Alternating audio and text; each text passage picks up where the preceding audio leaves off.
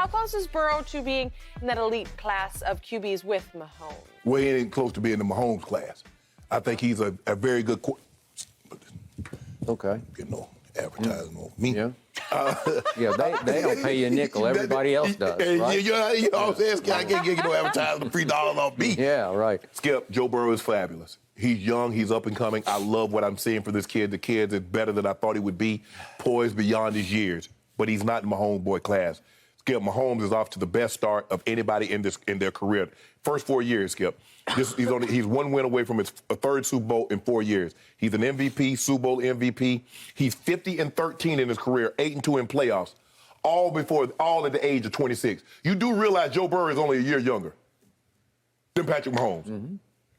He has 4 conference championship games. That's the same number as Troy Aikman and Steve Young. That's more than Breeze and Marino. Here's something that you're gonna find really like, wow.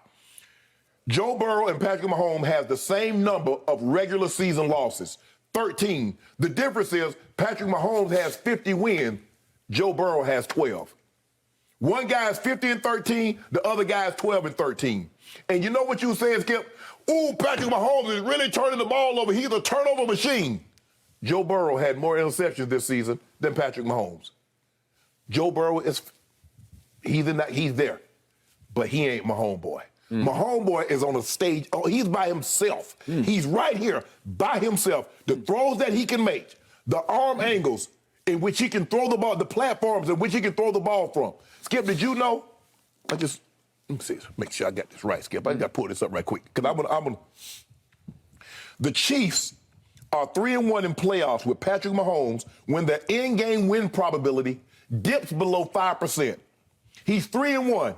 That's since 2018. The rest of the NFL, 1-38.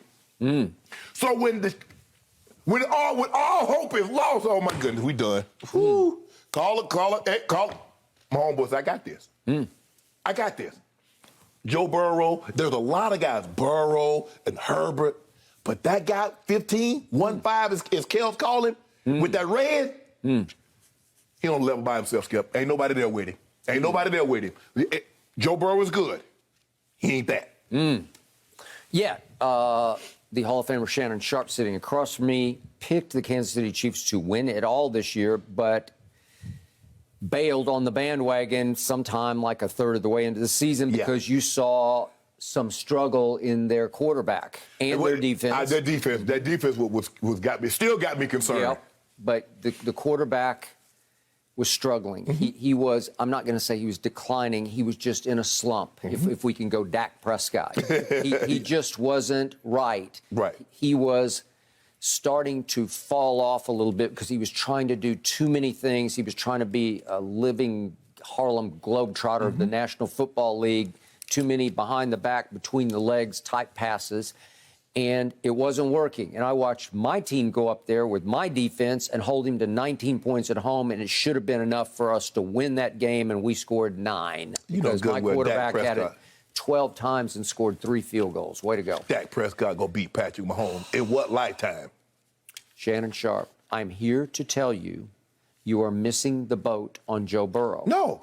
We first saw it coming in his final year at LSU when he dominated college football in ways I've never seen any quarterback dominate college football. I agree. And that included Baker Mayfield at Oklahoma or Kyler Murray at Oklahoma. Correct. Right? It was the most extraordinary season, both statistically and eye-testingly, that I've ever seen. Yards, touchdowns, completion percentage, nothing was close. Did he have a track team of receivers? He did. Jamar Chase, Justin Jefferson. They were pretty Clyde good. Edwards-Helaire. Yeah, he had them. Okay, we got it. But he did that. Yes. So I'm here to open your eyes to the fact that let's just take the last 5 games. I know it's a small sample size, and obviously he went number 1 overall to the team with the worst record. So he went to a bad situation that he has very quickly, after his knee injury, turned completely around to where they're a force and a threat. And I don't think they're going to go quietly. Oh, they're not. It's going to be a high-scoring game. Yeah. Last 5 games, Joe Burrow has completed 75% of his passes, thrown for an average of 344 a game with 11 touchdowns to 1 interception. He led the NFL this year, completing 70% of his passes. He led the NFL this year in yards per attempt. They throw it down the field. 8.9. 8.9. He also led the NFL in sacks, getting sacked. And he got sacked 9 times at Tennessee. This is extraordinary. I've never seen this before in all my years. No. 9 times you went down, yet, wait a second, you still completed 28 of 37 for, wait a second, 348 yards? So clearly, he never got happy feet. Yeah, they don't rattle him. He never went in the tank. He never started to see ghosts. He kept fighting. He did. And throwing and making throws that won a game against a team that I did not think he could beat, because I thought Tennessee at home with 2 games at home, I thought they were a lock. Yeah, but what happened? The guy that you had, you never liked Ryan Tannehill. And it unfortunately for the Titans, it came down to one throw from Ryan Tannehill that got picked. And then if we could see the one throw that Burrow then made, this is for the game, this is for the walk-off field goal. And here he goes, and he finds, guess who? Jamar Chase. Hits him right in the number 1. 22-man, like a trail There technique. it is, this trail. I mean, that's what you. That's I mean, Jackrabbit. Skip. Jackrabbit. Well, you got Skip. You don't let him inside. He doesn't let him inside. The guy runs the sail route on you. Okay. There's nothing you can do about that. He got you, and Joe Burrow saw it, read it, Yes. and executed it. I'm not saying he's got an Elway cannon, but he's got a Brady-esque kind of arm. Oh, yeah. And he's starting, if anybody has some Brady going on right now, it's this kid, because he's not the most athletic. He's not as athletic as certainly Josh Allen or Patrick Mahomes, who's much more athletic than I give him credit for, because he's such a big, like, stout kid, but he can run. This is how we do it right now. We have a draft right now. You have a draft right now. All 32 quarterbacks. Who going first, Joe Burrow or Pat Mahomes? Well, am I picking? Any general manager pick it. Oh, I know you're going to pick because you don't want to give Mahomes credit because he done put foots in Brady. But Skip, that guy. Put foots in Brady. Put foots in Whoa, wait a second. AFC Championship Game at Arrowhead. They got robbed. Oh, they got robbed. They got the ball back. You got to let them touch the ball. What happened to that? Tom Brady converted 3 straight 3rd and 10. Hold on. 3rd in overtime. Hold on, time out. What? You in that committee that everybody needs to touch the ball in overtime. I ain't hear you say that. You just said that Monday that Josh Allen should have touched the ball. That was the same situation Patrick Mahomes I said in that case, but I still like the rule the way it is. But if you can't keep him from going 75 yards. But how did we even get to overtime? Patrick Mahomes. He was great. Had to go. I told you that was the best game he played times 10 all year. I didn't see him play like that all year. Skip, the man won the MVP. The man was 50 touchdowns with 10 interceptions and 5,000 yards. You talking about that was the best game? The best game this year? Oh, you talking about Sunday? Yes. Oh, yeah. But Skip, here's the thing.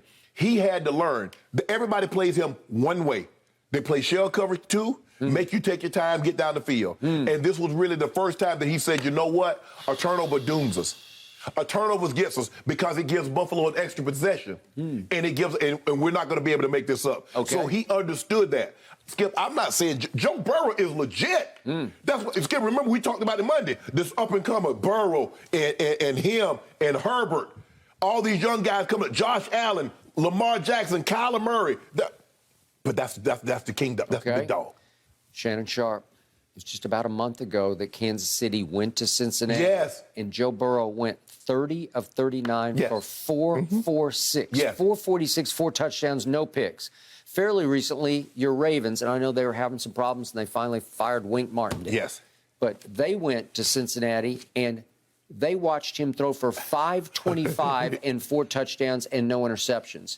Now back to my favorite website, your Bible, Pro Football Focus, for the whole year, this year, the whole 2021 season. Guess who graded out number 1 in the league? Number 1, not Tom Brady, Joe Burrow. Yeah. They have him number 1 overall. They said Brady is far and away the MVP of the year over Aaron Rodgers, and so they gave Brady first team All-Pro. But second team All-Pro was Joe Burrow. Yeah. Best graded quarterback for the year was Joe Burrow. Joey B special. He's special, Skip. He's very special. So what I love about this kid, and he's still a 1-5. kid, I love his moxie. I love his savvy. I love his feel for the game. He's got a little bit of that that quirky sort of Brady genius for reading it, seeing it, and getting rid of it. Right. I still don't get the sacks because that's not Brady-esque. No, but Skip, his offensive line. And that's why a lot of people thought they should get a pass protector, Penei Sewell, and put him as far as Jamar Chase. But it's like, nah, we need people to score the ball. Hey, Joe. But Skip, at some point in time, you can't allow your quarterback to get hit that many times. Well, Something bad. Skip, remember, that's how he got hurt last year. Yeah. I mean, his rookie year. See what his coordinator said about him? He doesn't mind the physicality part of playing football, which is unique to Joe. It's what makes him pretty special. Because you want to talk about physicality, it's not the way you live a long time in this league.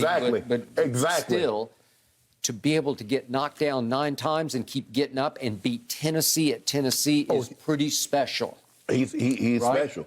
And that's why I'm saying your guy. Okay, there's something cocky about him. There's something brash about him.